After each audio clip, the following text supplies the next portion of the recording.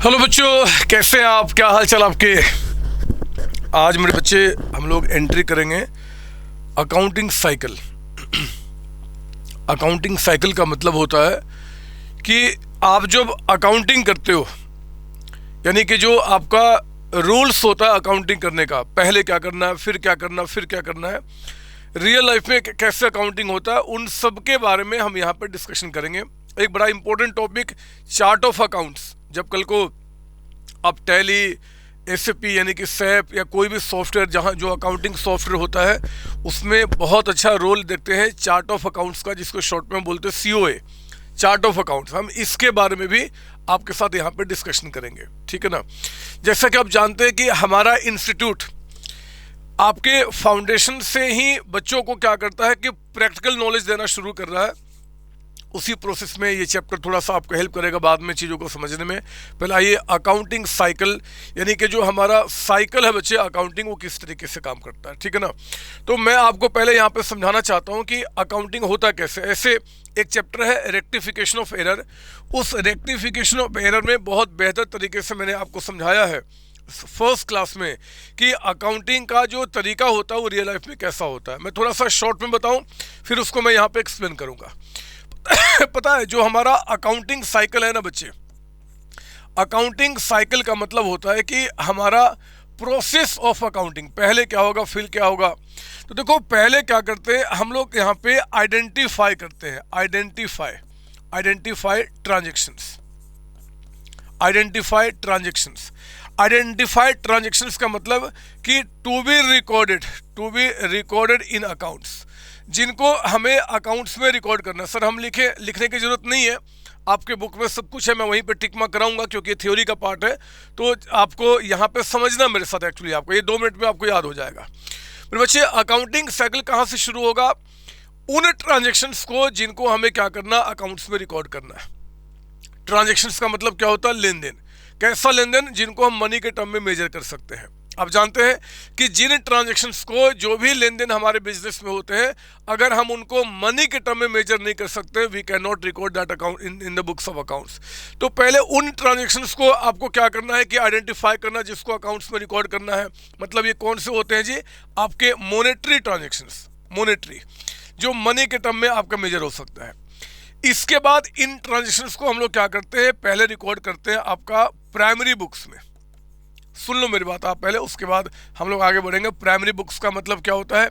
Primary books का मतलब होता है बच्चे, या तो ये एंट्री होता है सब्सिडरी बुक में, या तो जितने भी हमारे सब्सिडरी बुक होते हैं हम वहाँ पे इनकी रिकॉर्डिंग करते हैं, या फिर जो सब्सिडरी बुक में रिकॉर्ड नहीं हो पाते, जिनका सब्सिडरी बुक में रिकॉर्डिंग नहीं हो पाता, हम उनका क्या करते हैं, जर्नल एंट्री पास करते हैं। हम जर्नल एंट्री पास करते हैं। तो जनरली जो ट्रांजैक्शंस फ्रीक्वेंट होते हैं ना बच्चे, वो आपके आ जाते हैं सब्सिडरी बुक में। क्या आप में से किसी को पता है कि सब्सिडरी बुक में कौन कौन से बुक्स होते हैं? है ना, जैसे कि आपका कैश बुक है ना, जितने भी कैश के ट्रांजैक्शंस हैं ये 3 कॉलम के साथ होता है, एक कैश, एक बैंक और एक डिस्काउंट। ऐसे ही मुझे आज ना आपके साथ समय गुजारना है, तो चीज़ें मैं आपको समझाया जा रहा हूँ, और ये चीज़ आप पहले से जानते हैं, मैं जानता हूँ, नहीं जानते तो भी हम आगे इन चीज़ को सीख लेंगे। तो एक तो सब्सिडरी बुक में आपका नाम क्या होता है जी? कैश बुक का पहला अकाउंट आपका। इसके बाद दूसरा आपका यहाँ पे होता है सेल्स बुक। तीसरा बताइए क्या होता है जी? सब्सिडरी बुक आपका परचेज बुक। तीसरा हमारे पास क्या होता है? Purchase book. फोर्थ बताइए, फोर्थ हमारा सेल्स रिटर्न बुक। फिर बताइए आपका पांचवा परचेज रिटर्न बुक। और 6 बताइए आप यहाँ पे BR book, bills receivable book. और फिर 7th में आपका BP book, bills payable book आपका, है ना। इतने सारे बुक्स होते हैं। फिर बच्चे, जो भी जब ये क्या होता है ना, प्राइमरी रिकॉर्डिंग हो रही है, कोई भी ट्रांजैक्शंस जिसको हम अकाउंट्स में रिकॉर्ड करना चाहते हैं, firstly we make primary recordings. And primary recordings में क्या होता है कि ये वो बुक्स हैं जहाँ पे आपका रिकॉर्डिंग शुरू होती है। जो चीज़ें आपका कैश से, बैंक से या डिस्काउंट अलाउड, डिस्काउंट रिसिप्ट से जुड़ा हुआ है, उसको हम कैश बुक में डालते हैं।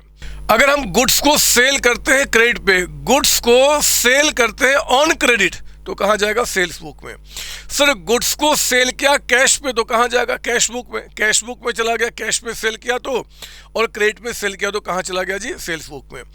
परचेज बुक में क्या जाएगा? अगर हमने गुड्स को परचेज किया, रिपीट कर रहा हूँ, गुड्स जिसमें आप डील कर रहे हो, अगर गुड्स को यानी कि रॉ मटेरियल को आप परचेज करते हो ऑन क्रेडिट तो कहाँ जाएगा? परचेज बुक में। अगर हम परचेज करते हैं कैश पे तो कहाँ जाएगा? कैश बुक में।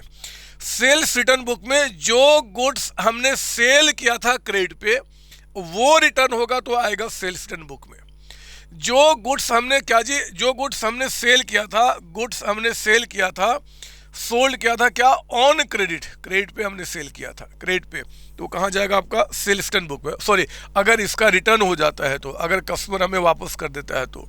लेकिन जो गुड्स हमने सेल किया था कैश पे उसका रिटर्न हो जाए तो जब वो रिटर्न होगा तो कैश भी वापस करना पड़ेगा, वो जाएगा आपका कैश बुक में। ठीक है ना? जो गुड्स हमने परचेज किया था क्रेडिट पे वो रिटर्न हो जाए तो कहाँ जाएगा? परचेज रिटर्न बुक में। बीआर बुक में अगर हमने एक्सेप्टेंस कस्टमर से रिसीव किया है, एक्सेप्टेंस हमने रिसीव किया है तो कहाँ जाएगा? बीआर बुक में। और एक्सेप्टेंस अगर हमने दिया है तो कहाँ जाएगा जी? बीपी बुक में। मैं क्या आपको पढ़ा रहा हूँ? अकाउंटिंग साइकिल के अकाउंटिंग में होता क्या है। पहले तो आइडेंटिफाई द ट्रांजेक्शन्स जो हमें अकाउंट्स में रिकॉर्ड करना है, कौन से ट्रांजेक्शंस जो मनी के टर्म में मेजर किए जा सकते हैं। उसके बाद हम क्या करेंगे? प्राइमरी बुक में, यानी कि जो आपका फर्स्ट रिकॉर्डिंग होता है कहाँ पे जी? या तो यहाँ पे होगा, और मेरे बच्चे, और उनका हम क्या करते हैं? जर्नल एंट्री पास करते हैं। जैसे कि जिनका इनसे कोई लेन देन नहीं है, जैसे कि मशीन पे हमने डेप्रिसिएशन चार्ज किया, अगर हम मशीन पे डेप्रिसिएशन चार्ज करेंगे तो एंट्री क्या होता है? Depreciation account debited to machine account, यही होता है ना। तो डेप्रिसिएशन टू मशीन का, क्योंकि इनमें से किसी भी बुक से रेलिवेंट नहीं है, कहीं नहीं जाएगा, तो फिर आपका यहाँ पे हम उसकी एंट्री करेंगे। मशीन को परचेज किया कैश पे तो कैश बुक में चला गया। मशीन को परचेज किया ऑन क्रेडिट तो क्या होगा जी? Machine account debited to vendor account. इनमें से कहीं लिंक नहीं है मेरे बच्चे, हम उसकी एंट्री पास करते हैं। तो मैं तो सिर्फ इतनी बात कहता हूँ कि वो सारी चीज़ें जो यहाँ पे प्राइमरी बुक में रिकॉर्ड नहीं हो सकता, हम सिर्फ उन्हीं का एंट्री पास करते हैं रियल लाइफ में। ऐसे एंट्री आप सबका सीखते हैं, बट रियल लाइफ की बात कर रहे हैं, क्योंकि accounting cycle it is completely related with the real life, so that I am telling about the real life only, कि क्या होता है उसमें। यहाँ पे हमने रेंट पे किया तो हम क्या करते हैं जी? कैश बुक में चला गया। रेंट अभी आउटस्टैंडिंग है तो एंट्री हो जाता है rent account debited to outstanding rent account, है ना, एंड सो ऑन। तो ये सब आपकी जनरल एंट्री होती है।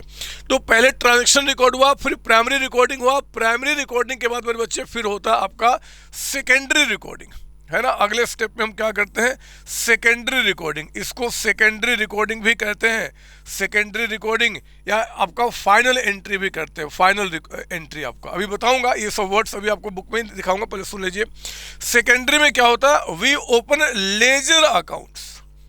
लेजर अकाउंट्स यहाँ पे ओपन होते हैं। जितने भी नाम आपने प्राइमरी में रिकॉर्ड किए होंगे ना, जितने भी नाम, उन सबका हम लोग क्या करते हैं? लेजर अकाउंट ओपन करते हैं। सबका खुलता है मेरे बच्चे, है ना। आपका सेल्स अकाउंट का खुलेगा, ये तो सेल्स बुक था ना। लेजर में क्या? Sales account. सेल्स अकाउंट में सेल चाहे कैश पे क्या हो चाहे क्रेडिट पे क्या हो, सबको हम उस पर दिखाते हैं।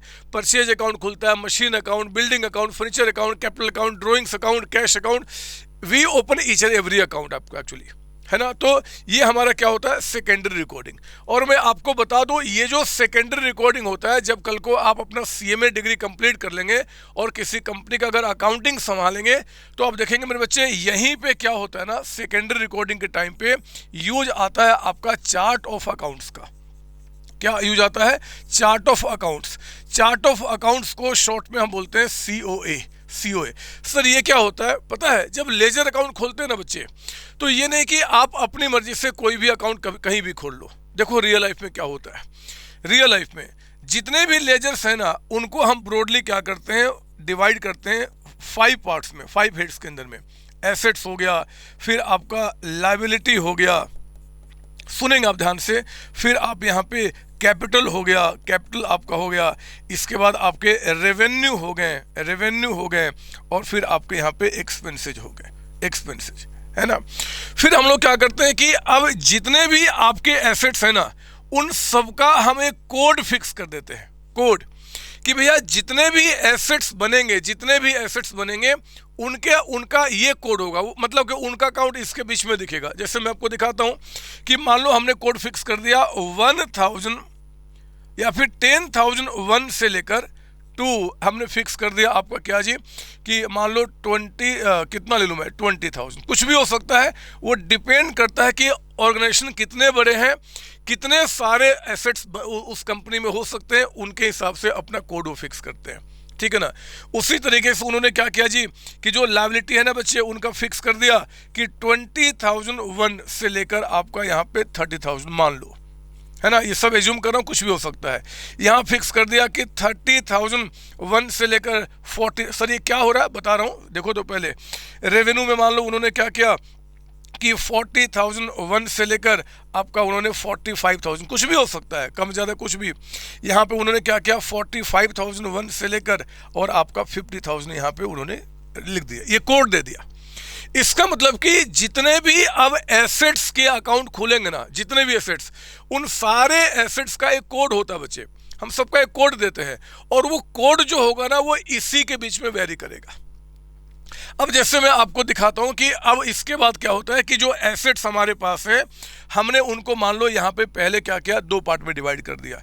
एक आपका फिक्स्ड एसेट्स यानी कि नॉन करंट एसेट्स, है ना, फिक्स एसेट्स, और फिर आपका हो गया क्या जी, करंट एसेट्स। तो अब हम लोग क्या करते हैं कि जैसे 10,001 से 20,000 में सारे एसेट्स के अकाउंट होंगे, तो हमने इसमें डिवाइड कर दिया कि भैया ठीक है, हमारा 10,001 से लेकर आपका यहाँ पे 15,000 जो होगा, वो उसके अंदर में उस कोड के साथ हम क्या करेंगे, फिक्स का अकाउंट खोलेंगे। और इनको हमने क्या किया जी, बोल दिया कि 15,001 से लेकर आपका 20,000 तक, मतलब कि जो दायरा हमने एसेट्स का फिक्स किया था ना, हमने उसको फिर 2 पार्ट में डिवाइड कर दिया कि 10,001 से 15,000 तक, ये कुछ भी हो सकता है, 500 का दायरा, 1,000 का दायरा, कुछ भी गैप दे सकते हैं, जितना हमारे पास एसेट्स होंगे उसके हिसाब से, है ना। मैं आपको बस समझा रहा हूँ। इसके बाद क्या होता है मेरे बच्चे कि अब जैसे फिक्सेट्स की बात करते हैं। अब जो फिक्सेट्स हैं इनमें कई सारे एसेट्स होते हैं, कई सारे आपका, जैसे कि फिक्सेट्स में आपका मशीन हो गया, है ना, मशीन हो गया, आपका बिल्डिंग हो गया, आपका लैंड हो गया, आपका फर्नीचर हो गया, आपके टूल्स इक्विपमेंट हो गए, एंड सो ऑन। बहुत सारे नाम होते हैं, प्रीमाइसेज हो गया, लीज होल्ड आपका हो गया, बहुत सारे नाम होते हैं, मैं उतना डिटेल में नहीं जाना चाहता। तो अब क्या होगा कि मशीन का, अब मशीन अकाउंट एक अकाउंट हो गया ना, हमने इसी के बीच में उसका कोड देना है। तो मान लो हमने क्या किया, 10,001 हमने इसका कोड दे दिया, इसका दे दिया हमने क्या जी, 10,002 दे दिया, 2 3 जो भी डिसाइड करेंगे आप। 10,000 आपका क्या होगा, 3 दे देंगे। 10,000 हमने क्या किया, 4 दे दिया। 10,000 हमने क्या किया, 5 दे दिया। इससे सर क्या फ़ायदा होता है, फ़ायदा, सबसे बड़ा फ़ायदा कि कल को मेरे बच्चे, अगर आपके पास मान लो कि किसी कंपनी में आप उस कंपनी का अकाउंट संभाले हो, और उस कंपनी में टाटा बिरला की बात सोचो, इमेजिन करो, लाखों अकाउंट से मेरे बच्चे, लाखों लोगों से डील होता है, लाखों लोगों से बात कर रहा हूँ, करोड़ों लोगों से डील होता है वर्ल्ड लेवल में। तो आपने क्या किया कि जैसे मान लो कि किसी ने बताया यार मशीन अकाउंट दिखाओ, तो मशीन अकाउंट अगर आपको दिखाना होगा तो आपको परेशानी नहीं है। आप क्या करोगे, आपका दिमाग क्या जाएगा, अच्छा हमें इस कोड के अंदर में चेक करना है, इस कोड के अंदर में, क्योंकि बहुत सारे अकाउंट है ना, कहाँ ऊपर से नीचे स्क्रॉल करोगे, क्या करोगे। आपने पहले कोड फिक्स कर दिया, ठीक है, उसमें हमने क्या जी, मशीन का अकाउंट किया 10,001, तो आपने अपने सॉफ्टवेयर में 10,001 टाइप करोगे, आपका क्या होगा, मशीन का अकाउंट खुल जाएगा। समझो मेरी बात ना। तो आपने 10,002 टाइप किया, बिल्डिंग अकाउंट खुल गया। तो ये क्या करता है कि आपके अकाउंट्स को सिंप्लीफाई करता है। आप बहुत आसानी से किसी भी अकाउंट को क्या करते हैं, सर्च कर सकते हो। और मान लो, एक इमेजिन करो, आप एक इमेजिन कीजिए कि अगर कंप्यूटर ना रहे, ऐसा तो आज के टाइम पे नहीं होता, कंप्यूटर में भी यही काम चलता है बच्चे, इसी तरीके से हम कोडिंग करते हैं। लेकिन अगर मान लो कि पहले जब रजिस्टर मेंटेन किया जाता था ना, पहले के ज़माने में, वहाँ भी काम होता था। हम लोग पहले क्या करते थे जी, एसेट्स का ये कोड रहेगा, तो एसेट्स का फाइल लेकर आओ जी, तो मशीन का फाइल लेकर आओ, तो हमें कोड पता होता था, हम फटाफट उसी कोड के बीच में हम चेक करते थे कि मशीन का अकाउंट कहाँ है। तो ये जो काम कर रहे हो ना, इसी तरीके से लायबिलिटी को भी हमने जितने पार्ट में डिवाइड करना है, फिर उसके अंदर में जो नाम आएगा, यहाँ पे एक एक्सपेंसेज में पता नहीं कितने सारे नाम होते हैं, उन सब का अकाउंट खुला होगा। इवन मैं आपको बताऊं यहाँ पे कि ये जो आपका है ना, जैसे डेटर्स है एक आपका, मैं लेता हूँ यहाँ पे कि करंट एसेट्स में क्या हुआ कि एक डेटर्स अकाउंट दे दिया आपका। मान लो यहाँ पे कौन सा अकाउंट खुला है जी, डेटर्स अकाउंट। अब डेटर्स अकाउंट का इसके बीच में हमने नाम दे दिया 15,001 आपका। तो डेटर्स में अब तो लाखों लोग हैं ना, ABCDEFG, बहुत सारे लोग हैं। उन सबको हम क्या करेंगे कि 15,001 के आगे का हम कोड देना शुरू करेंगे। 15,001 ABCD जो भी आपको देना है, मतलब यानी कि उनका कोड क्या होगा, इसी के बीच में आपका वेरी करेगा। तो ये कोडिंग आप किसी भी तरीके से कर सकते हो, आपकी मर्जी रहेगा, आपकी कंपनी के मैनेजमेंट रहेगा। लेकिन ये जो कोडिंग आपका हो रहा है ना, जो हर एक कोई कोड हम प्रोवाइड कर रहे हैं, this is called chart of accounts. यही मेरे बच्चे चार्ट ऑफ अकाउंट्स आपका होता है। कल को अगर मान लो आप उस कंपनी में जॉब छोड़ के चले गए और आपके जगह पे कोई नया बंदा आता काम करने के लिए, तो चार्ट ऑफ अकाउंट्स को देख के कि किसके अंदर में कौन कौन से अकाउंट्स कहाँ कहाँ मेंटेन किए गए हैं, वो आराम से इजिली उसको सर्च करके फिर आगे रिपोर्ट करना शुरू कर देता है। तो ये सारे काम कहाँ हो रहे हैं, सेकेंडरी रिकॉर्डिंग के अंदर में। सेकेंडरी रिकॉर्डिंग के बाद फिर हम क्या करते हैं रियल लाइफ में, आपका यहाँ पे सेकेंडरी रिकॉर्डिंग के बाद अब आपका फोर्थ स्टेज हो जाता है कि एक अनएडजस्टेड ट्रायल बैलेंस को रेडी करना। सर अनएडजस्टेड ट्रायल बैलेंस का मतलब क्या, मतलब कि आप क्या करते हो कि पहले अभी तो हमें चेक करना है ना कि कहीं हमारी कुछ गलती तो नहीं है, हमने कुछ गलत काम तो नहीं किया। इसके लिए हम ट्रायल बैलेंस बनाते हैं to check the arithmetical accuracy. तो ये हम क्या करते हैं जी, हम इसको बनाते हैं और चेक करते हैं कि सारे आइटम जितने भी लेजर अकाउंट खोला ना, उनका बैलेंस को हम यहाँ ला के चेक करते हैं, ठीक है ना। तो ये चेक करने के बाद अगर हमें लगता है कि यार कुछ गलतियां हुई हैं, कुछ आपका आइटम्स मिस हो गया, जनरली हो जाता है क्योंकि इतने बड़े बिजनेस के अंदर में, तो हम क्या करते हैं फिफ्थ में आ जाते हैं और हम लोग क्या करते हैं एडजस्टमेंट एंट्रीज पास करते हैं। एडजस्टमेंट एंट्रीज है ना, आप पढ़ेंगे मेरे साथ या बचपन में पढ़ा होगा कि final account of sole proprietorship में कुछ एडजस्टमेंट्स नीचे होते हैं कि भैया ये एडजस्ट करो, और उनको हम एडजस्ट करके फिर आपका क्या होता है, हम लोग तैयार करते हैं एडजस्टेड ट्रायल बैलेंस। यानी कि हम लोग क्या करते हैं कि ट्रायल बैलेंस को फिर आपका इसके थ्रू एडजस्ट करते हैं, मतलब सही करते हैं। जो गलतियां थी या कोई ट्रांजैक्शन छूट गया था, हम उसको यहाँ पे एडजस्ट करते हैं। इसके बाद मेरे बच्चे सेवेंथ में हम क्या करते हैं कि जितने भी आपका क्लोजिंग ऑफ लेजर अकाउंट्स, जितने भी आपका लेजर अकाउंट्स है ना, सब कुछ सही करने के बाद ये एडजस्टमेंट एंट्री पास करके जहाँ कुछ गलतियाँ था सब सुधार कर क्लोजिंग ऑफ लेजर अकाउंट्स करते हैं। और क्लोजिंग करते समय आपको पता है ना कि जो भी आपके रियल अकाउंट्स हैं, मतलब कि जो एसेट्स के अकाउंट हैं, और जो भी आपके पर्सनल अकाउंट्स हैं, ये हम क्या करते हैं जी, बाई बैलेंस सीडी लिख के क्लोज कर देते हैं, इस साल का बैलेंस बाय बैलेंस फ्री करके। और जो आपके नॉमिनल अकाउंट्स होते हैं यानी कि एक्सपेंस रेवेन्यू, हम उनका बैलेंस या तो ट्रेडिंग अकाउंट में या फिर प्रॉफिट लॉस में क्या करते हैं, ट्रांसफर कर देते हैं। दोबारा सुनिए, पहला क्या किया था, ट्रांजैक्शन को आइडेंटिफाई किया, फिर क्या हमने किया, प्राइमरी रिकॉर्डिंग किया, फिर क्या किया हमने, सेकेंडरी रिकॉर्डिंग किया, फिर क्या किया हमने, अनएडजस्टेड ट्रायल बैलेंस बनाया, फिर क्या किया, एडजस्टमेंट एंट्री पास किया, फिर क्या किया, एडजस्टेड ट्रायल बैलेंस बनाया, फिर क्या किया, जितने अकाउंट्स आपके पास अब हैं वो एडजस्टमेंट एंट्री करने के बाद अब उन सबको हम क्या करते हैं कि आपका बिल्कुल अब क्लोज कर देते हैं। जिनका क्लोज करने का मतलब कि जो आपके एसेट्स लायबिलिटी सब होते हैं कैपिटल यानी कि रियल और पर्सनल अकाउंट, हम उनको बाय बैलेंस सीरीज से क्लोज करते हैं। और जो नॉमिनल होते हैं मतलब एक्सपेंस एंड रेवेन्यू, वो तो इस बार का बैलेंस अगली बार नहीं जाते, तो हम क्या करते हैं उनको ट्रेडिंग प्रॉफिट लॉस से क्लोज कर देते हैं क्योंकि उसमें चले जाएंगे।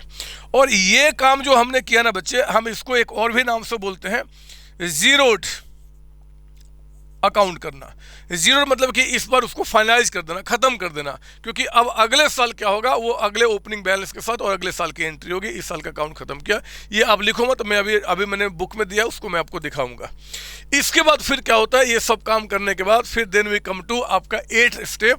और 8वें स्टेप में मेरे बच्चे लास्ट में आपका होता है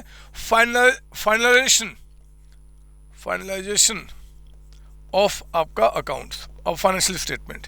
मतलब अब हम क्या करते हैं, यहाँ पे फाइनेंशियल स्टेटमेंट को बनाते हैं। फाइनेंशियल स्टेटमेंट के अंदर में आपका trading account, profit loss account, अगर आप सोल प्रोप्राइटरशिप या पार्टनरशिप हो तो, और कंपनी हो तो एसपीएल बनता है, जो हम बाद में सीखेंगे, और फिर आपका एक बैलेंस शीट। ये मेरे बच्चे this is called accounting cycle, यही चैप्टर है। मतलब इतनी सी बात को आपको पढ़ाने के लिए इस चैप्टर को बनाया गया है। मैं अब क्या करूंगा, यही चीज मैं आपको दिखाऊंगा आपके बुक में कैसे है। एक काम जरूर करना कि पढ़ते समय आपको एक चीज ध्यान रखना है कि जो आइटम्स आपका मतलब कि जहां पे मैं टिक मार्क कराऊंगा ना, वो टिक मार्क जरूर कर लेना, क्योंकि आपके एग्जाम में एमसीक्यू क्वेश्चंस आते हैं और वो एमसीक्यू उन्हीं से आएगा जिसको मैं टिक मार्क कराऊंगा। ठीक है ना। आइए, ऐसे एमसीक्यू की हम प्रैक्टिस करेंगे, लेकिन अब इन्हीं बातों को मैं आपको यहां पर दिखाता हूं। ये देखिए, अकाउंटिंग साइकिल शुरू करते हैं। मेरी बात ध्यान सुनेंगे। अकाउंटिंग साइकिल दिख रहा है, आप अपने बुक में देखो ना, आपके पास मेरी बुक होगी ना, तो आप उस बुक में देखिए और मैं आपको यहां पर दिखाता हूं।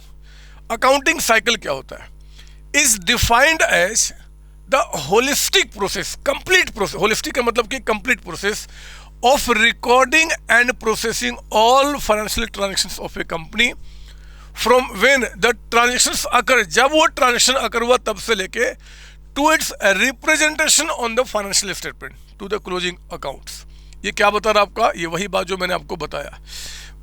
ट्रांजेक्शंस जो आपका अकर हुआ तब ये शुरू हो जाएगा बच्चे, फ्रॉम व्हेन द ट्रांजेक्शंस अकर, और ये कब खत्म होगा, क्लोज कब होगा, तो रिप्रेजेंटेशन ऑफ फाइनेंशियल स्टेटमेंट, जो बताया था ना लास्ट में, फाइनल अकाउंट बनाना, फिर आपका काम खत्म होगा। इस पूरे प्रोसेस को क्या बोलते हैं, अकाउंटिंग साइकिल। इसको आप कर लीजिए अंडरलाइन, आपके एग्जाम में हो सकता है कि एमसीक्यू के रूप में बन जाए। कह दे कि dash is defined as the holistic process of recording and processing all financial transactions of a company from when the transactions occurs to its representation on financial statement. तो क्या हो जाएगा, अकाउंटिंग साइकिल में आपको टिक मार्क करना पड़ेगा। Accounting cycle के steps कौन कौन है, पहला क्या जी, आइडेंटिफाइंग ऑफ ट्रांजैक्शंस, अभी मैंने बताया था। First step in the accounting cycle is to analyse the events to determine if they are transactions, क्या वो ट्रांजैक्शंस है। अगर वो ट्रांजैक्शंस होंगे तो हम क्या करते हैं, only events that leads to change in financial position of the accounts unit is called transactions. हम ट्रांजैक्शन किसको बोलते हैं, जो फाइनेंशियल स्टेटमेंट में चेंज लेकर आते हैं। मतलब trading account, profit loss balance sheet में कोई चेंज लेकर आएगा, हम उन्हीं ट्रांजैक्शंस को यहाँ पर रिकॉर्ड करते हैं। जो चेंज नहीं लाएगा मेरे बच्चे, जैसे कि मैं बताता हूँ कि एक कुछ मान लो कि कोई मैनेजर अपॉइंट हुआ, या किसी एम्प्लॉय को हमने हटा दिया, या कोई एम्प्लॉय अंडर परफॉर्म कर रहा है, तो ये ट्रांजैक्शंस तो नहीं रिकॉर्ड होंगे ना, क्योंकि they can not be measure in terms of money. तो उन ट्रांजैक्शंस को आइडेंटिफाई करना, जिसको अकाउंट्स में रिकॉर्ड करना, ये हमारा पहला स्टेप हुआ। दूसरा, recording transactions in the journal. ध्यान देना, यहाँ बच्चे बहुत कंफ्यूज हो जाते हैं। जर्नल का मतलब यहाँ पे बताया जा रहा है आपका प्राइमरी रिकॉर्ड्स, लिख दो यहाँ पे प्राइमरी रिकॉर्ड्स। जर्नल का मतलब क्या हो गया, प्राइमरी रिकॉर्ड्स करना, जो मैंने आपको बताया था। ये जो जर्नल होता है ना बच्चे, इसको हम प्राइमरी रिकॉर्ड्स कहते हैं। बुक्स ऑफ ओरिजिनल एंट्री भी कहते हैं। बुक्स ऑफ ओरिजिनल एंट्री मतलब पहली बार जो ओरिजिनल वो ट्रांजैक्शंस आपके अकाउंट्स में रिकॉर्ड होगा। तो प्राइमरी रिकॉर्ड्स कह दे, जर्नल एंट्री नहीं है, जर्नल है, जर्नल कह दे या ओरिजिनल एंट्री, तीनों का मीनिंग सेम होता है आपका। ठीक है ना।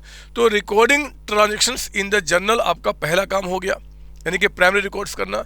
फिर अब आपका शुरू होता है बच्चे पोस्टिंग टू लेजर, लेजर में पोस्ट करना। और लेजर में पोस्ट करने को हमने क्या बोला, दिस इज कॉल्ड आपका सेकेंडरी रिकॉर्डिंग्स। लिख लो यहाँ पे सेकेंडरी रिकॉर्डिंग्स, आपका सेकेंडरी रिकॉर्डिंग्स अभी जो मैंने आपको समझाया था। और यहीं पे चार्ट ऑफ अकाउंट के बारे में समझाया था, जो नीचे आपके पास है। फिर drafting of unadjusted trial balance, बताया था मैंने अभी कि आप क्या करो कि अनएडजस्टेड ट्रायल बैलेंस को बनाओ। ये कोई मैंडेटरी नहीं है कि बनाना ही बनाना है, आप चाहो तो इसको तोड़ भी सकते हो कि नहीं भैया हम तो लेजर बना लिए, फिर हम चेक करते हैं कौन कौन सी चीज़ें अभी एंट्री नहीं हुआ, उसको पता करो, एडजस्टमेंट को करके फिर आप बनाओ आपका एडजस्टेड ट्रायल बैलेंस, है ना। लेकिन आपके स्टडी मेट में दिया हुआ है तो मैंने लिख दिया, at the next step the ledger balances are compiled in the trial balance to check whether there is any error during the recording transactions. कहता है कि this stage is however not mandatory नहीं है ना, बट आप कर सकते हैं। रियल लाइफ में जो होगा हम देखेंगे, बट यहाँ पे फिर पासिंग ऑफ एडजस्टमेंट एंट्री, मैंने बताया था अभी आपको, यहाँ पे एडजस्टमेंट एंट्री फिर क्या करना है जी, आपको पास करना है।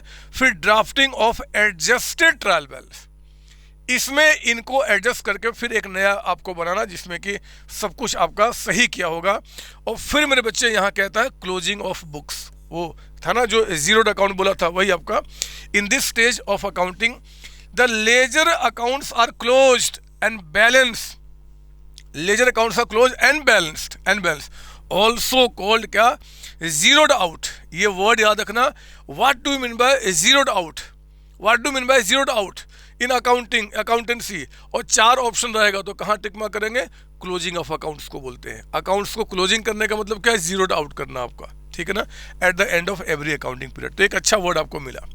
ड्राफ्टिंग द फाइनेंशियल स्टेटमेंट, ये वो लास्ट स्टेज है मेरे बच्चे जिसमें हम क्या करते हैं कि आपका इनकम स्टेटमेंट यानी कि trading profit loss account and balance sheet को हम क्या करते हैं, प्रिपेयर करते हैं आपका, ठीक है ना। तो ये सारी बातें आपको दिया गया है। फाइनेंशियल एक पॉइंट यहाँ पे आपके लिए मैं यहाँ पे बता दूँ, हो सकता है कि ये भी क्वेश्चन बन जाए आपका एमसीक्यू में, कि financial statements are prepared in the following order. कौन सा ऑर्डर है, पहले बनता है इनकम स्टेटमेंट यानी कि ट्रेडिंग प्रॉफिट लॉस अकाउंट, फिर बनता है स्टेटमेंट ऑफ रिटेन्ड अर्निंग। ये आपका पता चलेगा जब थोड़े बड़े हो जाओगे, तो मैं आपको इंटर ग्रुप 2 में सिखाऊंगा कि आपका कितना कितना रिजर्व है उसके बारे में बनाना। फिर आपका बनता है बैलेंस शीट और फिर बनता है स्टेटमेंट ऑफ कैश फ्लो यानी कि कैश फ्लो स्टेटमेंट। तो इस सीक्वेंस याद रखेंगे, कहीं हो सकता है कि पूछ दे जी कि बताओ इनकम स्टेटमेंट के बाद क्या बनता है, 4 ऑप्शन रहेगा, 4 में ये सब नाम दिए रहेंगे, तो हम क्या बोलेंगे, स्टेटमेंट ऑफ रिटेन्ड अर्निंग बनता है। वो पूछ देगा कि जरा बताओ कि आपका यहाँ पे क्या बोलते हैं, स्टेटमेंट ऑफ रिटर्न अर्निंग के बाद क्या बनता है, तो बैलेंस शीट बनता है। बैलेंस शीट के बाद क्या बनता है, तो कैश फ्लो स्टेटमेंट बनता है। तो आपको ये ध्यान रखना पड़ेगा, है ना। हम लोग ऐसे पढ़ रहे हैं कि एग्जाम में कोई भी एमसीक्यू क्वेश्चन आ जाए वो हमारे दिमाग में बैठा रहे, और नो डाउट की कॉन्सेप्ट तो हमें लेना ही लेना है, तो वो निकल के लो। आगे मेरे बच्चे concept of chart of accounts. Chart of accounts जो मैंने आपको यहाँ पे समझाया था ना, दिस इज कॉल्ड आपका चार्ट ऑफ अकाउंट्स। आप समझ लो इस बात को, बस इतना ही। मैं एक एक वर्ड जो वहां पे पढ़ूंगा आपके दिमाग में यही चलेगा कि कोडिंग करना, अकाउंट्स के चार्ट तैयार करना कि किस नंबर के अंदर में कौन सा अकाउंट्स हमें मिलेगा। हम बड़े आराम से, अगर मान लो कि हमें फिक्स एसेट्स का कोई अकाउंट ढूंढना है तो हम किस नंबर के अंदर ढूंढेंगे, इसके अंदर में ढूंढेंगे, आपका इस नंबर के अंदर में। अगर हमें मान लो करंट एसेट्स का अकाउंट ढूंढना है तो इसके नंबर के अंदर ढूंढेंगे। हम फिक्स एसेट्स में भी जैसे मान लो कि हमें मशीन का अकाउंट ढूंढना है तो उसका जो नंबर दिया गया होगा हम उसके आगे ढूंढेंगे। This is very easy to prepare आपका accountancy under the chart of accounts method, है ना। तो हम लोग इसमें क्या करेंगे, ये देखिए आप यहाँ पे मैं पढ़ देता हूँ आपको, और ध्यान से सुनेंगे आप। मैं बिल्कुल सारी बातें वही बताऊंगा जो मैंने आपको यहाँ पे, आप अपने बुक में देखेंगे, चाहे आप मेरे साथ यहाँ देख सकते हैं। Chart of account is the list of all accounts, is the list of all accounts in general ledger. General ledger का मतलब कि वो जो अकाउंट्स आप लेजर बना रहे हो ना, लेजर जितने बना रहे हैं उसमें जितने सारे अकाउंट्स बन रहे हैं उन्हीं का लिस्ट आपका है। Each account being accompanied by a reference number. सभी अकाउंट्स के साथ क्या होता है, एक आपका रेफरेंस नंबर होता है कि वो अकाउंट किस नंबर के अंदर में आपका बना हुआ है, ठीक है ना। ये देखिए आगे कहता है कि it is a financial organisational tool that provides a complete listing of every account in the general ledger of the company, है ना। कंप्लीट आपका अकाउंट्स का है, broken down into sub category, broken down into sub category. ये category हो गया, ये सब कैटेगरी हो गया, उसके अंदर में भी सब कैटेगरी हो गया, है ना। तो broken down into sub category कहाँ चला गया, specifically it is an index of all the financial accounts in the general ledger of the organization। एक इंडेक्स है, जितने भी अकाउंट्स खुले हैं जनरल लेजर में उनका एक इंडेक्स है, यानी कि ये मेरे बच्चे एक इंडेक्स है कि किस अकाउंट के अंदर में कौन सा हमें मिलेगा, ये कंप्लीट। और फिर जो भी अकाउंट खोलना होता है उस नंबर को खोल के हम बड़े आराम से आप ये कर सकते हैं। बात समझ में आ रही है। तो ये चीज़ें आपको यहाँ पर दिखाया गया है। अच्छा आगे बढ़े आप, ये सारी बातें इंपॉर्टेंट है मेरे बच्चे, एग्जाम में आ गया कि डैश इज द इंडेक्स। वो कहता है कि डैश, ये डैश हो गया, is an index of all financial accounts in general ledger of organisation. तो क्या टिक मार्क करेंगे, सीओए, चार्ट ऑफ अकाउंट आपका। समझो मेरी बात ना, एक एक वर्ड इंपॉर्टेंट है। अगर आप अपने फाउंडेशन लेवल में 100 मार्क्स लेकर आना चाहते हैं तो आपको वैसे ही मेहनत करना होगा जिस तरीके से संतोष सर ने आपको पढ़ाया है, पढ़ा रहे हैं। अगर कोई भी बच्चा, मैं दावे के साथ कह सकता हूं कि अगर पूरी क्लास को स्टार्टिंग से एंड तक पढ़ जाए, सवाल ही नहीं बचता कि एक भी क्वेश्चन एग्जाम में छोड़ के वो आएगा। मैं आपको बता दूं। आइए, chart of account is the driving force, ये एक अच्छा वर्ड फिर से मिला आपको। It is the driving force behind organisation book keeping and accounting system. जो बुक कीपिंग का तरीका क्या होगा, अकाउंटिंग सिस्टम कैसे होगा, उसको ड्राइव करने के लिए, मतलब उसको अच्छे तरीके से सजाने में आपको हेल्प करता है। And is considered to be foundation of financial reporting. What dash is considered to be the foundation of financial reporting, तो क्या बोलेंगे, चार्ट ऑफ अकाउंट। रिपोर्टिंग जो होगा ना हमारा, कैसे अकाउंट्स बनेगा, कैसे हम उसको दिखाएंगे, उसका एक फाउंडेशन बेस होता है मेरे बच्चे यहाँ पे आपको। The basic purpose of charting is to organize the accounts and group similar one together। एक जैसे अकाउंट को एक जगह दिखाना, वही इसका मेन पर्पस होता है, जो मैं आपको बता चुका हूं। This process makes it easier for an accountant and the auditor to locate specific accounts। एक अकाउंट स्पेसिफिक कहाँ पे है उसको लोकेट करने में आपको हेल्प करता है। A well structured chart of account is often the single based and most effective way to raise the financial reporting of an organisation to the next level आपका, ठीक है ना, to the next level. Organisation of accounts within the chart of account varies from company to company. मैंने कहा था कि जरूरी नहीं है कि सभी लोग क्या करेंगे, इसी तरीके से कोड फिक्स करेंगे। वो कंपनी टू कंपनी, कौन सी कंपनी है, कौन से अकाउंट के नाम होने वाले हैं, किस लेवल की कंपनी है, उसके हिसाब से नंबरिंग वो अपना करते हैं। तो उसमें हम कोई इंटरफेयर नहीं करता, कोई नहीं बोलता कि आपको यही रखना, आपको वो आपके ऊपर डिपेंड करता है, ठीक है ना। और आप जब रियल लाइफ में जाओगे तो उसको देखोगे, वो एक्चुअली वही होता है, ठीक है, ठीक है। आज के टाइम पे कहता है कि ये सब चीजें ना पहले जो होते थे, now this can be done with accounting software. सारे सॉफ्टवेयर में, टैली को उठा लो आप, सैप यानी कि SAP, सब आपको पढ़ना है, आपको पढ़ाया जाएगा आपके कोर्स के अंदर में। इन सब के अंदर मेरे बच्चे इसको डाला गया आपका, सबके अंदर में। Now come to codification structure आपका। कोडिफिकेशन, कोड जो फिक्स किया जाता है, कैसे हम आपका कोड फिक्स करते हैं। तो कोड फिक्स करने का तरीका क्या होता है, जो मैंने आपको बताया, this is the way to fix the code. पहले हेडिंग्स का हम कोड फिक्स करते हैं, उसके अंदर सब हेडिंग से कोड करते हैं, उसके अंदर में जो आपका पार्ट होता है हम उसका कोड स्पेसिफिक डालते हैं। वही बातें आपको यहाँ पे समझाएगा, सुनिए मेरी बात। Codification, a chart of accounts provides the structure for general ledger accounts of a concern. It list specific types of accounts. ये क्या करता है कि पहले लिस्ट तैयार करता है कि जो जितने टाइप के अकाउंट हैं, डिस्क्राइब करता है each account and includes account number, उसमें एक अकाउंट नंबर डालता है। और chart of account typically list asset accounts first. पहले क्या करता है जी, वो एसेट्स को लिस्ट करता है। जनरली किसी भी कंपनी में जो एसेट्स होते हैं ना, उनका लिस्ट पहले तैयार होता है। हमने भी शायद यही किया था, है ना। ये आपका, ये देखो, पहले हम क्या करते हैं जी, हम एसेट्स को लिस्ट करते हैं, फिर आपका followed by liability and capital, फिर लायबिलिटी फिर कैपिटल आपका, and then revenue and expense, फिर रेवेन्यू एक्सपेंस। जनरली यही तरीका होता है। ये तरीका कोई चेंज भी कर सकता है, बट जनरली इसी तरीके के हिसाब से हम लोग क्या करते हैं, कोडिफिकेशन डालते हैं आपका, है ना। तो सेटिंग अप आपका क्या हो गया, ये जो आपका कोडिफिकेशन स्ट्रक्चर आपका है। कोडिफिकेशन का स्ट्रक्चर कैसे होगा, तो हम स्ट्रक्चर कैसे तैयार करते हैं जी, स्ट्रक्चर को तैयार करते समय हम क्या करते हैं, पहले ये सीक्वेंस लेने की कोशिश करते हैं, ये सीक्वेंस आपका। फिर आइए आपका यहाँ पे इसके अंदर में setting of a chart of account. अब चार्ट ऑफ अकाउंट सेट करना शुरू करते हैं, कैसे, ये देखिए आप। To set up a chart of accounts the first, दिख रहा है आपको, या मैं थोड़ा बड़ा कर दूं, एक्चुअली ना मैं दोनों को एक साथ दिखाना चाहता था जो मैंने बताया था। ऐसे आपके पास बुक तो है ही बदमाश, बुक में देखो ना। A chart of accounts provide the structure for general ledger accounts of a concern। जितने भी आपका अकाउंट्स होंगे उनका स्ट्रक्चर तैयार करता है। सॉरी, कहाँ गया, यहाँ था ना। To set up chart of accounts first is to define various accounts to be used by the organisation. कौन कौन से अकाउंट्स आप यूज करना चाहते हैं, पहले वो बताइए। Each account should have number to identify it. हर एक के साथ क्या करेंगे, हम एक नंबर फिक्स करते हैं जिससे वो आइडेंटिफाई किया जाएगा। Each chart of account typically contains a name, brief description and identification code। हर एक का साथ मेरे बच्चे, हर एक का ये इसके अंदर में हम किस टाइप के अकाउंट को डालते हैं उसका भी एक डिस्क्रिप्शन होता है पहले से, है ना। क्योंकि सुनो ना, कोई मान लो कोई बंदा, आपने क्या किया, अपने हिसाब से कोडिंग किया हुआ है, कई तरीके से होते हैं। कोई नया अकाउंटेंट आया, वो उसको नहीं समझ में आ रहा कि यार आपने इसके अंदर में क्या क्या चीज़ें लिखी हैं, क्या क्या चीज़ें लिखी हैं। हम तो 5 नाम दिए ना, यहाँ पे 5, इसके भी आप सब पार्ट्स कर सकते हो सकता है कि ऐसे करने के बजाय कोई क्या करता है जी, फिक्स सेट्स का कोड अलग, करंट एसेट्स का अलग कर देता है, इसके अंदर दिखाने के बजाय उसी का दो पार्ट में कर देगा।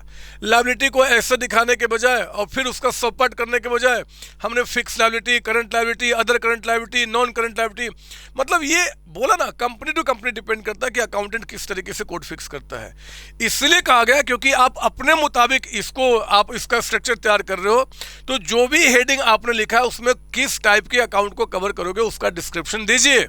कल को आप चले गए, कोई दूसरा है तो उसको समझ पाएगा, या ऑडिटर अगर कंपनी में जाएगा ऑडिट करने के लिए तो उसको पता रहेगा कि किस टाइप के अकाउंट्स को यहाँ पे कवर किया गया है। ठीक है ना। तो ये बात हमें क्या करना होता है, ये ध्यान देना होता है। कहता है कि to set up a chart of accounts, first is to define various accounts to be used by the organisation. Each account should have a number to identify. Each chart of account typically contain a name, उसका नाम, brief description short में, और उसका identification code. ठीक है ना। तो हमने क्या किया, पहले एक चार्ट ऑफ अकाउंट्स हमने इस तरीके से आपका तैयार कर लिया। उसके बाद होता है ऑर्डरिंग ऑफ अकाउंट्स। फिर हम क्या करते हैं, उसके अंदर ऑर्डर शुरू करते हैं बनाना। मतलब कि जैसे इसके अंदर में 2 ऑर्डर हमने शुरू किया, 5 भी बना सकते हो, 10 भी, आपकी मर्जी है। हमने फिक्स का, करंट का किया, कोई फिक्स सेट्स का कर देगा, कोई फिर इन्वेस्टमेंट का कर देगा, फिर आपका करंट का कर देगा, वो आपके ऊपर डिपेंड करता है ना।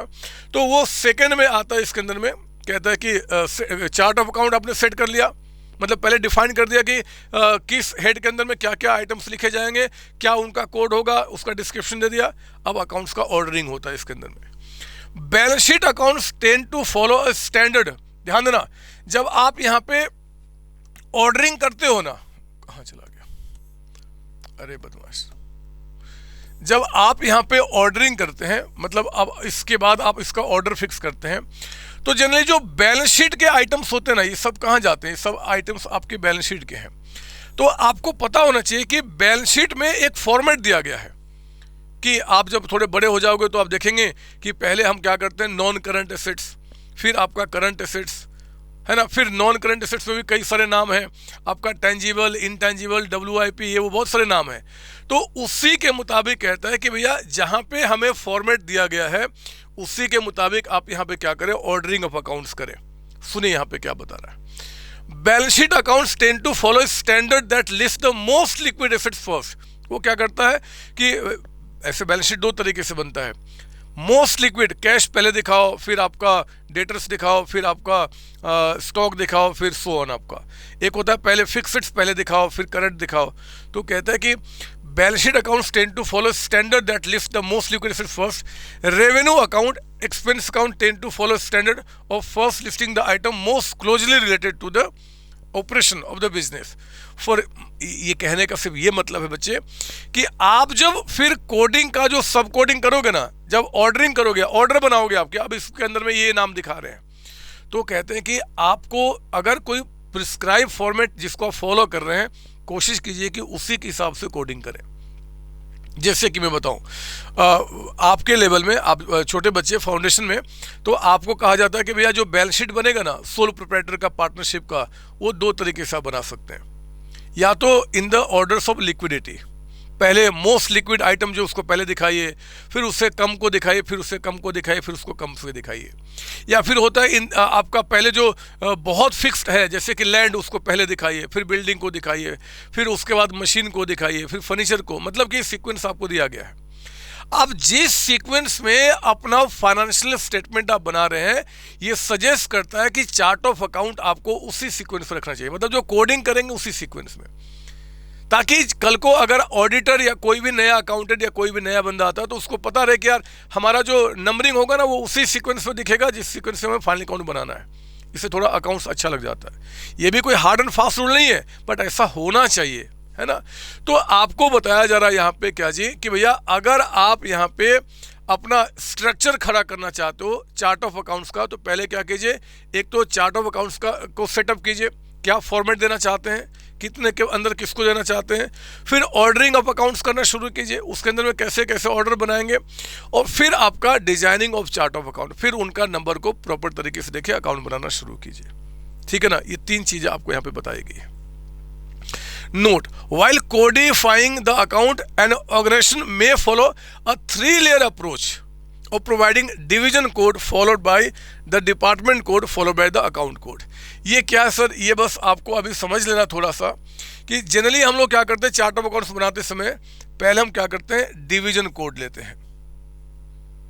किस डिवीजन का मतलब कि जैसे कंपनी में कई सारे डिवीजन है, कई सारे बिजनेस हैं, तो किस बिजनेस का हम कोड डिफाइन कर रहे हैं, फिर उसका किस डिपार्टमेंट का हम कोड डिफाइन कर रहे हैं, और फिर उसके अंदर में किस अकाउंट का कोड आपका। जैसे मान लो कंपनी में 5 बिजनेस हैं, तो एक बिजनेस का हमने कोड ए दे दिया, जैसे मान लो एक बिल्डर है और उस बिल्डर के 4 जगह प्रोजेक्ट चल रहे हैं, तो एक जगह प्रोजेक्ट जो एक डिवीजन हुआ उसका हमने ए कोड दे दिया, तो उसके जितने सारे अकाउंट होंगे ना वहाँ के वो ए कोड के अंदर में आपके आएंगे। दूसरे जगह को हमने बी कोड दे दिया, तो बी का अब वो ए कोड में मान लो कि उस डिवीजन में 4 डिपार्टमेंट काम कर रहा है, सेल्स डिपार्टमेंट है, परचेज डिपार्टमेंट है, मार्केटिंग डिपार्टमेंट, प्रोडक्शन डिपार्टमेंट है, जितने भी होंगे उनका मतलब ये बहुत बड़ा काम होता है जिसको कि इतने छोटे लेवल पे अभी आपको ऐसे चिल्ला के बताने से फायदा नहीं न समझाया जा सकता। बट स्ट्रक्चर के दिमाग में आए कि एक बहुत बड़ी कंपनी है जी, चलो टाटा कंपनी की बात करते हैं, कम से कम 150 टाइप के बिजनेस को डील कर रहे हैं, तो हमने क्या किया 150 पहले डिवीजन बना दिया, फिर उस 150 में हर एक के अंदर में कितने डिपार्टमेंट्स काम कर रहे हैं उनका कोडिफिकेशन किया गया, फिर उस डिपार्टमेंट के अंदर में जितने सारे एसेट्स लायबिलिटी है उनका हमने कोडिफिकेशन किया, और फिर जाके क्या होता है मास्टर फाइल जो बनता है वो अकाउंट्स में आपका मेंटेन होता है सॉफ्टवेयर में। बहुत बड़ी बड़ी चीज़ें होती हैं, तो वही चीज़ आपको अब ये आपको बताया यहाँ पे कि देखो जी एक स्मॉल बिजनेस, छोटा सा बिजनेस का कोडिफिकेशन कैसे हो सकता है, इस तरीके से कर सकते हो आप। एसेट्स का कोड हमने इसके बीच में फिक्स कर दिया, लायबिलिटी का, इक्विटी का मतलब कैपिटल का, रेवेन्यू का, कॉस्ट ऑफ गुड सोल्ड का, बाकी एक्सपेंस का, अदर कोई रेवेन्यू और भी होता है जैसे रेंट रिसीव हो गया तो उसका, अदर कोई एक्सपेंस है तो उसका, वो अपने हिसाब से आप कोडिंग कर सकते हैं। एक एग्जांपल दिया अगर कुछ भी नहीं आपका, ठीक है ना। तो हमने क्या क्या सीख लिया हमने सीख लिया अकाउंटिंग साइकिल, बताइए क्या क्या था, आइडेंटिफाई द ट्रांजेक्शंस, फिर आपका क्या था जी जर्नल में एंट्री करना, जर्नल मतलब कि जर्नल आपका प्राइमरी रिकॉर्ड करना, मतलब कि या तो आपका स्पेशल जर्नल जिसको सब्सिडरी बुक कहते हैं या फिर जर्नल एंट्री पास करना, सेकेंडरी रिकॉर्डिंग करना, तीसरा स्टेप था लेजर में, चौथा अनएडजस्टेड ट्रायल बैलेंस बनाना, पांचवा आपका एडजस्टमेंट एंट्री को ढूंढना, छठा एडजस्टेड ट्रायल बैलेंस बनाना, सातवां जीरोड आउट अकाउंट करना मतलब सारे लेजर को क्लोज कर देना, आठवां आपको फाइनेंशियल स्टेटमेंट को प्रिपेयर करना। फाइनेंशियल स्टेटमेंट को प्रिपेयर करते समय भी सीक्वेंस क्या था, आपको कहता है कि पहला सीक्वेंस वो कहता है कि आप बनाइए इनकम स्टेटमेंट, दूसरा सीक्वेंस क्या था वो कहता है कि आपका statement of change in equity बनाइए, रिटेन अर्निंग आपका, तीसरा क्या था मतलब कि वो सेकंड स्टेटमेंट का मतलब होता है कि प्रॉफिट कितने से बढ़ गया, रिजर्व कितने से बढ़ गया वो बनता आपका, तीसरा क्या था बैलेंस शीट, चौथा आपका स्टेटमेंट ऑफ कैश फ्लो, और फिर चार्ट ऑफ अकाउंट में हमने जो बातें आपके लिए रेलिवेंट है वो मैंने क्या क्या बताया। चार्ट ऑफ अकाउंट में मेरे बच्चे एक तो आपके लिए इसका मीनिंग आपके लिए इंपॉर्टेंट है, क्या मतलब होता है, इस पे आपका एमसीक्यू बन सकता है। फिर हमने बताया कि कोडिफिकेशन स्ट्रक्चर कैसे तैयार होता है, तो पहले स्टेप में setting up chart of account है ना, कंपनी के अंदर में जो कोडिफिकेशन करते हैं हम कैसे करते हैं, पहले चार्ट ऑफ अकाउंट्स फिक्स करना, फिर ऑर्डरिंग ऑफ अकाउंट्स करना, designing of chart of accounts करना, डिजाइन तैयार करना। इसको करते समय ये बात ध्यान रखते हैं कि पहले क्या हम डिवीजन कोड लेते हैं, फिर उसके बाद क्या करते हैं जी डिपार्टमेंट कोड, और फिर आपका अकाउंट कोड, उसके अंदर में सारी चीज़ें आपकी होती है, और फिर मैंने आपको यहाँ बताया ना। एक और भी अच्छा पॉइंट यहाँ पे आपको समझाया गया है कि इवेंट में और ट्रांजेक्शन्स में क्या फ़र्क होते हैं। मेरे प्यारे बच्चों ध्यान से मेरी बात सुनेंगे, आपसे बात करता हूं।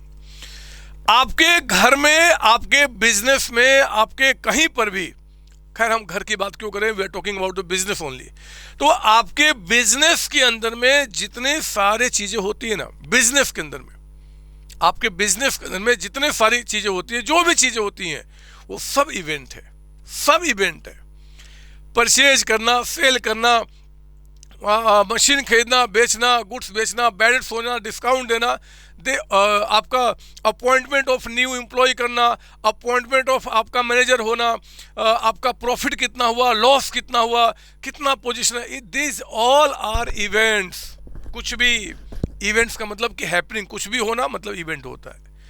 लेकिन जो इवेंट, ध्यान सुनना, जो इवेंट आपके फाइनेंशियल स्टेटमेंट में इंपैक्ट डालते हैं, इंपैक्ट वो हुआ तो अब चेंज हो जाएगा, हम उसको ट्रांजैक्शंस बोलते हैं। अब देखो ना, मैं आपसे बोलता हूं आपका नया एम्प्लॉय अपॉइंट हुआ, क्या फाइनेंशियल स्टेटमेंट में कोई चेंज दिख रहा है आपको, इसके चलते ना, तो ये एक इवेंट तो है but it's not a transaction. हम उसको सैलरी पे कर रहे हैं। सैलरी पे करना एक ट्रांजेक्शन है। ट्रांजेक्शन मतलब एक का फायदा होता है, एक का घाटा होता है, या ऐसा कह दो कि दो लोगों के बीच में लेन देन आपका होता है मनी के टर्म में, तो हम उसको ट्रांजेक्शन्स कहते हैं। तो क्या मैं कह सकता हूं कि all transactions are event? Business में जितने भी ट्रांजेक्शन्स होते हैं वो सारे इवेंट ही तो है, हैपनिंग ही तो है। लेकिन मेरे बच्चों, ऑल हैपनिंग्स यानी कि all events are not transactions. सारे इवेंट ट्रांजेक्शन्स नहीं हो सकते हैं। मैनेजर को एम्प्लॉय किया, हमने घर में बिजनेस में खुशियाँ मनाई, हमने किसी को अप्रेज किया, किसी को हमने डिमोटिवेट किया, किसी को हमने मोटिवेट किया, ये सारे इवेंट ही तो है। But all events can not B transactions. Happening जो होता है, तो वही बात आपको यहाँ पे समझा रहा है, सुनेंगे। और transaction is an event. Transaction क्या है? कि इवेंट ही तो है। ट्रांजेक्शन कहता है it is an event between two contracting party which can be expressed in terms of money and which leads to change in financial position of the business unit। जो कम से कम दो लोगों के बीच में हो, मनी के टर्म में मेजर कर सकते हैं, और फाइनेंशियल स्टेटमेंट यानी कि trading profit loss balance sheet में जो चेंज लाए वो होने से कुछ चेंज होगा, वो सब आपका क्या होगा? ट्रांजेक्शन होते हैं। कहता है ट्रांजेक्शन में भी exchange in which each party receive as well as sacrifice value. कोई हर एक पार्टी को कुछ मिलेगा तो कुछ जाएगा भी। जैसे हमने रेंट पे किया तो हमने क्या किया? बेनिफिट लिया, बट कैश गया भी। तो हमने मशीन खरीदा तो मशीन आया और हमारे साथ क्या? पैसा चला गया। या मशीन आया, लायबिलिटी बढ़ गई, पे करना है, तो कुछ ना कुछ आएगा कुछ जाएगा। हम उसी को क्या करते हैं? यहाँ पे ट्रांजेक्शन बोलते हैं। कहता है अब देखो इवेंट को डिफाइन करता है। It is an occurrence happening change और इंसिडेंट विच मे और may not bring any change in financial position. Financial position में चेंज ला भी सकता है, नहीं भी ला सकता। जैसे कि अपॉइंटमेंट ऑफ मैनेजर हो गया, लॉन्च ऑफ न्यू प्रोडक्ट हो गया, ये इवेंट तो है but they are not transactions. Event है, हैपनिंग्स है, बट ट्रांजेक्शंस नहीं है। हेंस ऑल ट्रांजेक्शंस आर आपका event, all events are not transactions. ये वर्ड बड़ा इंपॉर्टेंट है, एमसीक्यू बन सकता है इनके ऊपर में, है ना। या फिर जब आप इंटर में आएंगे तो इस पे आपका 1 मार्क के क्वेश्चन बन सकते हैं। हम अभी से तैयारी रखेंगे यार, क्या जाता है। In accounting transactions are recorded systematically based on some source document. Source document मतलब कि वाउचर, कैश मेमो, इनवॉइस, उसी के बेसिस पे हम उनको रिकॉर्ड करते हैं। वो बता दिया, source document include sales order, invoices, credit notes, petty cash, voucher etcetera. Now accounting equation क्यों समझाऊं कि अकाउंटिंग इक्वेशन आपका assets is equal to capital plus liability होता है। 11वीं क्लास से पढ़ते आ रहे हो, you are studying from the 11th class only. कि भैया there is 1 month in whole accountancy, what is that? Asset is will always be equal to capital plus liability. Remember that छोटे छोटे प्यारे प्यारे सर जिन्होंने आपको बताया था कि ये आपका पूरा का पूरा अकाउंट इसी पे टिका हुआ है। तो this is called accounting equation. आपका एक चीज़ बड़ा इंपॉर्टेंट आपके लिए है, मैंने आपको पिछले वाले में भी बताया था कि डबल एंट्री जो अकाउंटिंग सिस्टम होता है ना, उसका फाउंडेशन यानी कि बेस है क्या जी? Accounting equation. इसी पे हम बेस मानते हुए पूरा अकाउंटिंग करते हैं, ठीक है। और वो जो आपको ये पूरा मैंने एग्जैक्टली ना, इसका जो थ्योरी पार्ट है ना, आपके इंस्टीट्यूट के स्टडी मटेरियल को लिया हुआ है ताकि आपको परेशानी ना हो। ये जो बता था ना प्राइमरी रिकॉर्डिंग, ये सेकेंडरी रिकॉर्डिंग, अब उन्होंने बदमाशों ने यहाँ बताने के बजाय फिर यहाँ पे अलग से उन्होंने दे दिया है, तो मैंने आपको समझा दिया है, पहले ही देखिए आपका क्या। Recording of transactions. रिकॉर्डिंग क्या पहले कहाँ होता है जी? बुक ऑफ ओरिजिनल एंट्री में। रिकॉर्डिंग ऑफ ट्रांजेक्शन पहले कहाँ होता है? ओरिजिनल एंट्री में। ओरिजिनल एंट्री का मतलब क्या? जर्नल का मतलब क्या? प्राइमरी एंट्री या बुक्स ऑफ फर्स्ट एंट्री, यानी कि प्राइमरी रिकॉर्डिंग्स, है ना। तो एग्जाम में आपको ओरिजिनल एंट्री कह दे, books of original entry, journal कह दे, बुक्स ऑफ फर्स्ट एंट्री कह दे, प्राइमरी एंट्री कह दे, प्राइमरी रिकॉर्डिंग्स कह दे, इन सब का मतलब क्या जी? कि आपका फर्स्ट टाइम जो अकाउंट्स यहाँ पर रिकॉर्ड होता है उनके बारे में, यानी कि प्राइमरी रिकॉर्डिंग्स की बात कर रहा है। और आप जानते हैं इस बात को कि प्राइमरी रिकॉर्डिंग्स जो होता है यानी कि सब्सिडरी बुक में या फिर जर्नल एंट्री जो पास करते हैं, we do that accounting in chronological order. Chronological का मतलब क्या होता है जी? डेट वाइज एंट्री करना। पहले कौन सा डेट का हुआ उसकी एंट्री पहले दिखेगी, बाद वाले डेट की एंट्री बाद में, फिर बाद वाली बाद में। यही होता है ना बच्चे। तो वो कह रहा है कि ट्रांजेक्शन्स जो हम रिकॉर्ड करते हैं क्रोनोलॉजिकली, इसका मतलब क्या होता है? Date wise. जो पहले होगा डेट वाइज वो पहले रिकॉर्ड होगा, जो बाद में वो बाद में होगा।